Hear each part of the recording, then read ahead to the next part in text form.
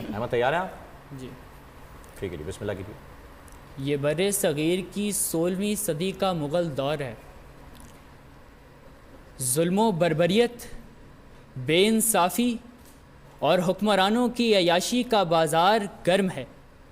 بادشاہ اکبر کی خود ساختہ خدائی عروج پر ہے کہ اس جعلی خدائی کا انکار بھی بغاوت کے زمرے میں آتا ہے۔ اسے خدا نہ ماننے والوں کو غدار تصور کیا جاتا ہے کہ ایسے میں اہل بغاوت کا چشم و چراغ اپنے سر پر بغاوت کا تاج سجائے مغل دربار کی جانب بڑھتا ہے۔ ظالم سامراجیوں پر تلوار قہر کی طرح ٹوٹتی ہے۔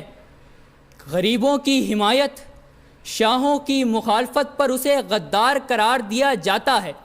یہ عظیم مجاہد جسے تاریخ رائے عبداللہ خان اور عبداللہ بھٹی کے نام سے یاد کرتی ہے، آخری دم تک ظالم حکمرانوں کے لیے ہیبت کا نشان بنا رہا۔ وہ اپنی مٹی سے وفاداری نبھاتا رہا۔ ہر مخالف کو غدار نہ پکارا جائے کہ صدر عالی وقار، یہ ایک افریقی ریاست ہے کہ جہاں سیاہ فام لوگ بستے ہیں، جنہیں کسی گورے کے سفید فام ہونے پر کوئی اعتراض نہیں، مگر نسل پرستی نے ان کے لیے جگہیں گھیرنا چاہیے، تو ان میں سے نیلسن منڈیلا جو نسل پرستوں کے لیے مخالفت کا نشانہ بنا، جرات مندانہ مخالفت کو غداری کا نام دیا گیا۔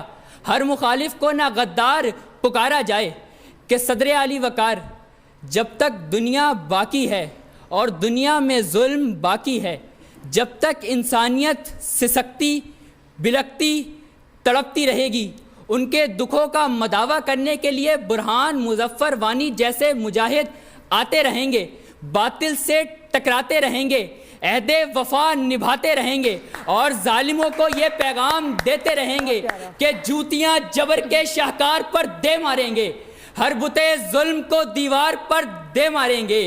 ہم جو زمیزاد اگر شاہوں سے الجھ بیٹھے تو آسمان کھینچ کے دربار پر دے ماریں گے، آسمان کھینچ کے دربار پر دے ماریں گے۔ آپ سب کی سماعتوں کا بے حد شکریہ۔